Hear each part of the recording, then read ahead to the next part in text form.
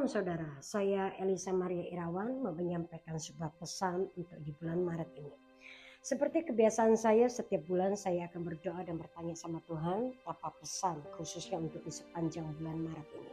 Dan waktu saya berdoa, saya mendapatkan beberapa hal. Satu, yang saya dapatkan adalah Tuhan memberikan saya sebuah gambaran tentang rusa.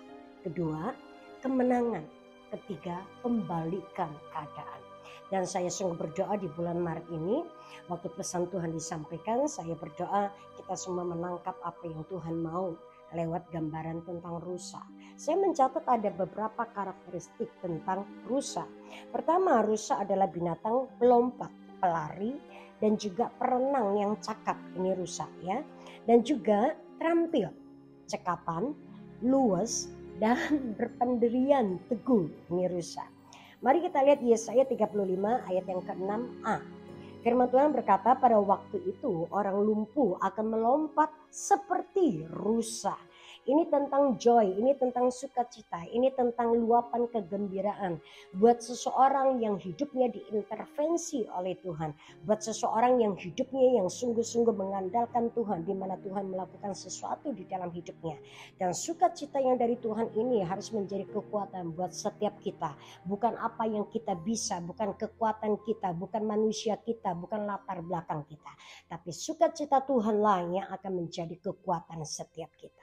Kedua, Kejadian pasal yang ke-49 ayat yang ke-21. Naftali adalah seperti rusa betina yang terlepas. Ia akan melahirkan anak-anak yang indah. Yakub menubuatkan Naftali seperti rusa betina yang terlepas, yang merdeka, yang bebas dan indah.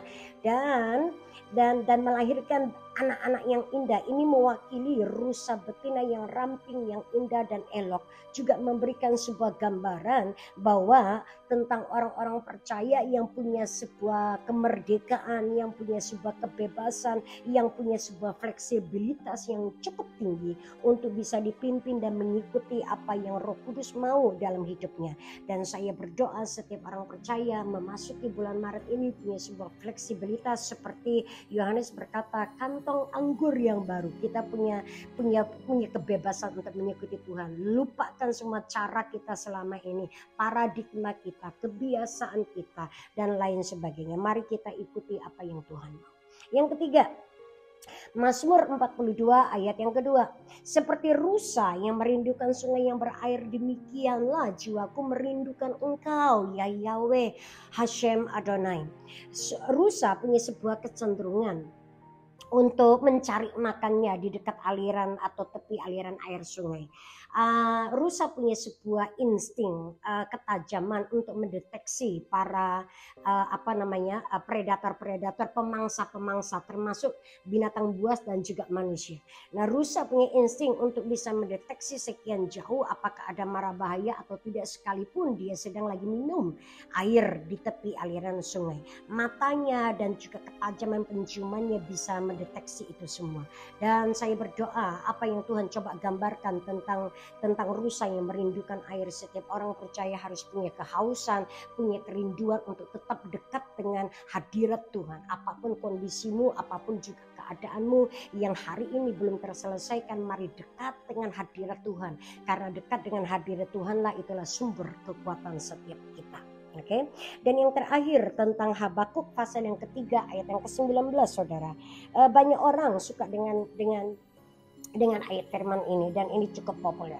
Ya, Habakuk 3 ayat yang ke-19 berkata, oh Yahweh Tuhanku itu kekuatanku, ia membuat kakiku seperti kaki rusa, ia membiarkan aku berjejak di bukit-bukitku.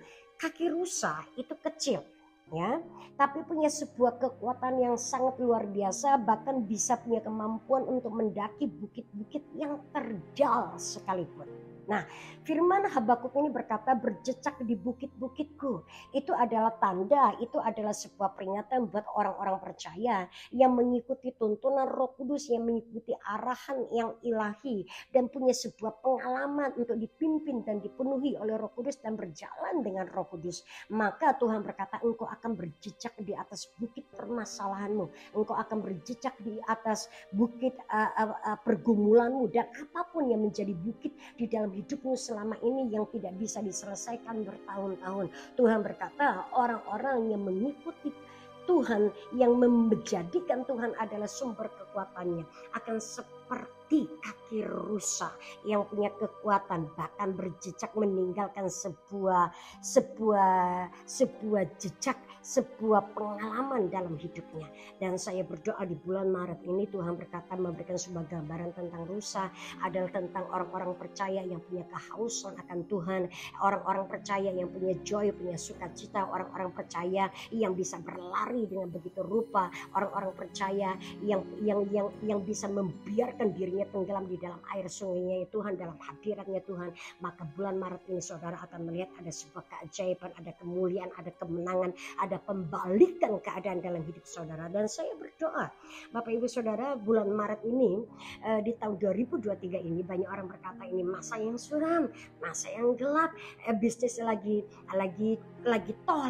down dan lain sebagainya. Saya nggak peduli apa kata pakar, saya nggak peduli apa kata market, tapi saya peduli dengan apa kata Tuhan. Tuhan berkata bulan Maret ini adalah tentang kemenangan, adalah tentang pembalikan keadaan. Dan saya berdoa Bapak dan Ibu, orang-orang percaya dimanapun engkau menonton tayangan video YouTube ini, bulan Maret ini Tuhan menyediakan kemenangan seperti rusa yang dekat akan Tuhan, seperti rusa yang merindukan air. Biar setiap kita juga merindukan Tuhan sebagaimana rusa merindukan air. Saya berdoa dan berkat Tuhan Hasyam Adonai ada di atas Bapak dan Ibu Saudara, memberkati pekerjaan saudara, pelayanan saudara, keluarga saudara, dan apapun yang saudara kerjakan. Jangan pernah takut, Tuhan ada di pihak kita. Kita lebih dari para pemenang karena Tuhan yang mengasihi kita. Di dalam nama Tuhan Yesus memberkati. Amin.